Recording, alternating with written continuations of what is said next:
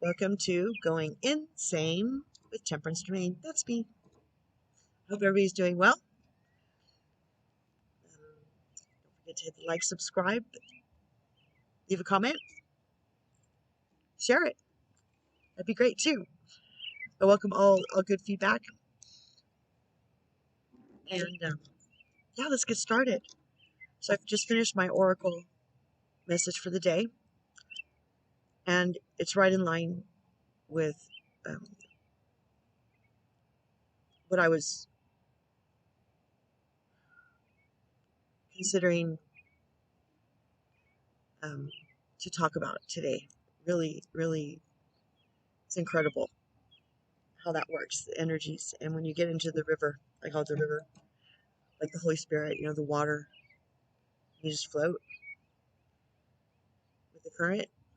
If you start struggling with the current, it's going to pull you under. It's called the undertow. If you quit struggling even while you're being pulled under, you'll be popped up where you're supposed to be, not necessarily where you wanted to be. And sometimes that can cause panic, pride, ego, because you're like, but I wanted to go that way. Why am I over here? Oh my gosh, I almost died.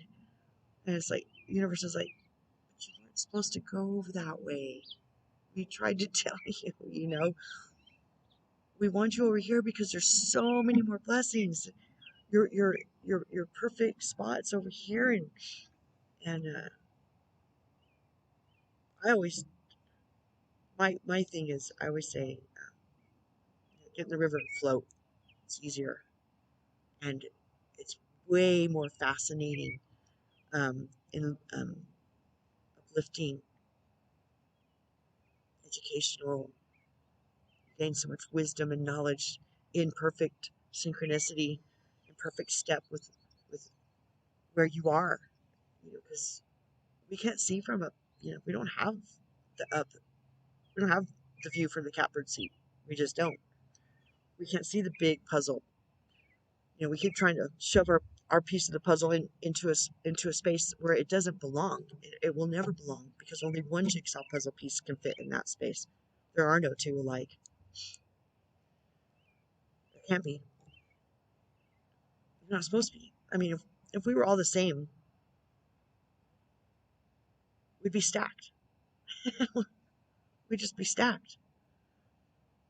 What fun would that be? I mean, what kind of optics is that? I mean, what kind of bigger picture? The divine design is not to stack us on top of each other, but it's really great to look around and see how the picture's forming, and communicate with each other, kind of feel the energy as things start coming together. I think it's so cool. I was gonna say something else, I can't remember. That's okay. So I was gonna talk about compassionate detachment.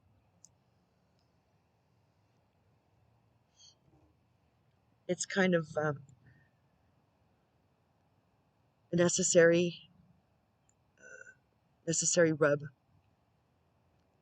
as you get going down the road on this journey, dealing with people and situations, and reoccurring people and situations, toxic people and situations, habits. Um,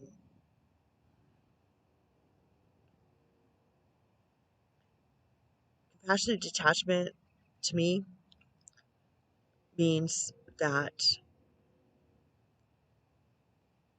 we have to detach from anything 3D. Anything we're attached to is a codependent situation, issue, item, person. And codependency is one of the first things that have to be cleared up, because we have to trust the divine, the source, the universe, the cosmos, with our journey, hopping in the river, trusting that we're going to see everything we need to see, and we're going to end up right where we're perfectly suited to be. And so detaching doesn't mean detaching or releasing. It doesn't mean letting go. It doesn't. It means faith. And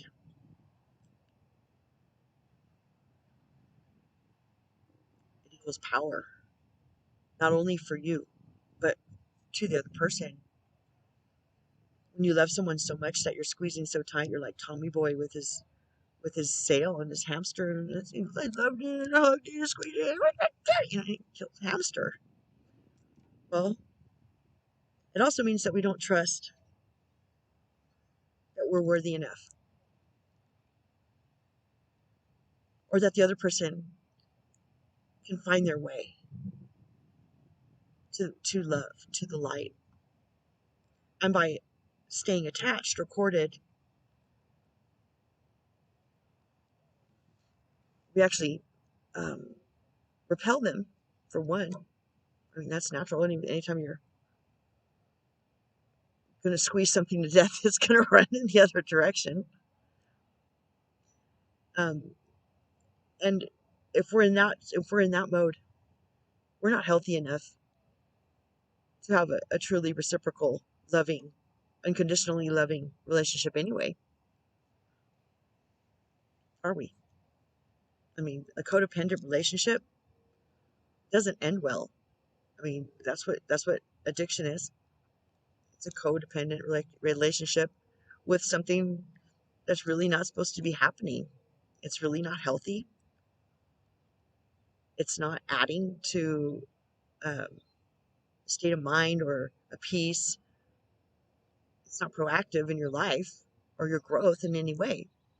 It just isn't. Any addiction, any codependency. I admitted yesterday, I'm still holding on to my cigarette blankie. Working on it. I'm working on it. I quit a lot of things. I put down a lot of things, and I'm almost there. And I'm really okay with that. I'm not struggling with it. I'm not shaming myself. I'm not putting unrealistic expectations. Expectations is another thing. You got to release the expectation of an outcome, or you're going to chase it away. It's just how it works. So it goes along with the compassionate detachment. So we can have compassion with other souls when we understand that the journey that we're on, they're approaching or encroaching on themselves, or they're well on their way, and we need to catch up. Either way, it's okay, because we're always where we're supposed to be, because that's where we're at. It's about making the next step matter, and the next step matter, and the next step matter. So that's what these videos are for. It's a journey of the steps that matter personally, on a growth journey, on a soul journey, on respecting other people's soul journey. So when you can compassionately detach, you do it with unconditional love, and then cut the cord. Ask. I always ask Archangel Michael to pull out his sword and release me, because it frees me, but it also frees them. And then everybody has room to grow. And and I I struggled. I struggled with this. I know how strong the cords of attachment can be. Trust me, they'll get reattached. You just ask to be released again when you realize it. And each time you'll grow, and you'll know you grow by the things that are showing up, by the triggers that we've talked about before, um, and what you need to heal. So I've struggled with um, three people mainly in my life that I had to keep cutting the cord, releasing, loving them with all my heart from afar, and trusting that God's got them. Yahweh, Source, Universe.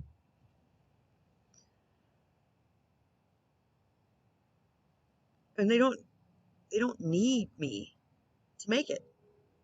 They just don't. They're they're they're full grown souls. They can figure it out for themselves. It's their journey, and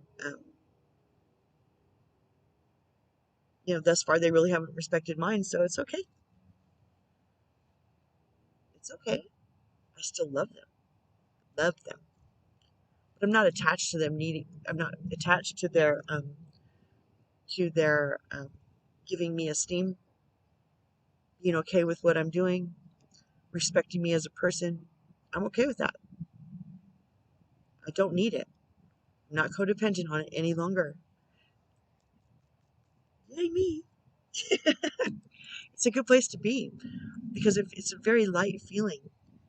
It's a very, I tell you, it's empowering, but it's empowering in the right way. When you start coming into unconditional love of yourself and of others, the freedom that um, allows in in in your energetic field. I mean, just what comes in, what's allowed in, because now you're becoming, in sync with the universe, and the universe protects its own. I mean, if you're agreeing with the universe and unconditional love, it goes like that around you, and it's really not interested in all the darkness, the angst, the aggression, the evil. And there's lots of evil. If you think there's not evil in this world, hold on to your hat. It's going to be exposed, and it's going to be exposed in a big way very soon. I mean, it's already. If you can't see the tips of the icebergs already, take a deep breath and ask to be shown the truth, no matter what it is. That it start being revealed to you now, because it's going to be pterodactyl sized crow. I'm telling you that globally we're going to have to swallow in short order, not very long from now. But that's why we're here doing these, accepting that um, there's always room for growth, and choosing not to stay unhealed by ignoring the triggers or the codependent tendencies that we have. Faith that you're right where you're at, and that's okay. Or that where you're at is where you're supposed to be at, and that's okay.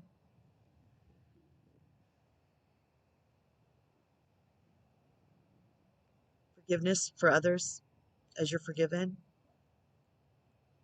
It's a wonderful, wonderful state of mind, peace of heart. So I think that will be the conclusion of compassionate detachment.